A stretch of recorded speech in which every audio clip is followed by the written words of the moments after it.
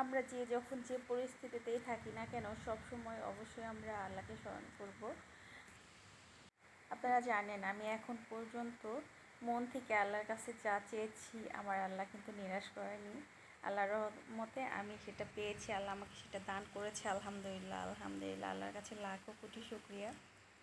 তো এটা আমি রান্না করতেছিলাম চিকেন ফ্রাই, আমার ছোট ভাইদের পছন্দের খাবার।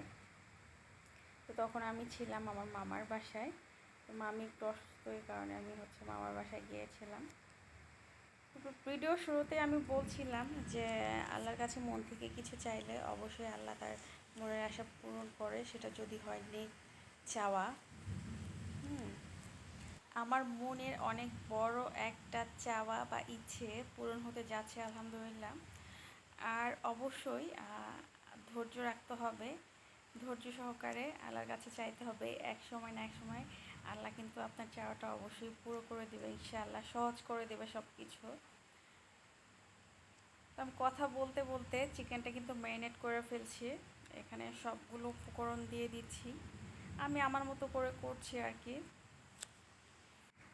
আমরা যখন একটা কাজ মন থেকে পুরা ইমানদারির সাথে করব, ইনশাল্লাহ আল্লাহ কিন্তু আমাদের উপর সন্তুষ্ট হয়ে অবশ্যই সেই কাজটা সহজ করে দিবে এবং আপনার সকল চাওয়া আল্লাহ পূরণ করবে, কোনো ইচ্ছাই অপূর্ণ রাখবে না ইনশাল্লাহ।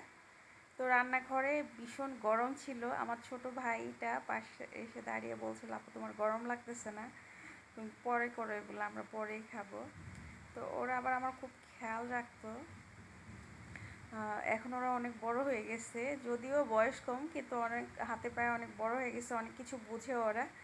তো মানে আমার কষ্ট হচ্ছিল এটা দেখে, বারবার বলতেছিল আপু পরে করো, এত তাড়াহুড়ার কিছু নেই, আমরা পরে খাবো, গরমের মধ্যে তুমি চলে আসো, রান্নাঘরে থাকতে হবে না। এদিকে আবার দুপুরের রান্না বসিয়ে দিয়েছিলাম, রুই মাছ দিয়ে আমি রান্না করব কি বলে এটা, চিচিঙ্গা, চিচিঙ্গা না যেটা সাদা সাদা আর কি, ওটা রান্না করব। এটাও রান্না করলে খেতে বেশ মজাই লাগে। প্রথমে মাছগুলো কষিয়ে আমি উঠিয়ে নিচ্ছি, ওরা সবজি খেতে চায় না, তাই আজকে আমি ওদেরকে বলছি যে আজকে আমার পছন্দ মতো রান্না করবো আর সেটা অবশ্যই খেতে হবে।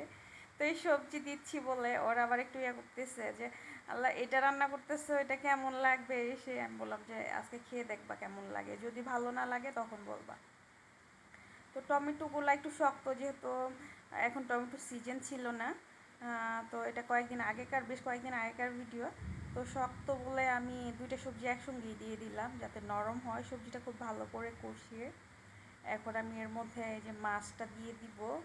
আমি যখন যে কাজটাই করি না কেন চেষ্টা করি মন থেকে মন দিয়ে করার জন্য। আপনি মন দিয়ে যে কাজটা করবেন অবশ্যই সেই কাজটা অনেক বেশি ভালো হবে, আপনি ভালো একটা রেজাল্ট পাবেন। তো সেটা হোক না কেন রান্না, আমি চেষ্টা করি সব সময় রান্না করার সময় রান্নার দিকেই মনোযোগটা দিতে, তাহলে রান্নাটা মজা হয়।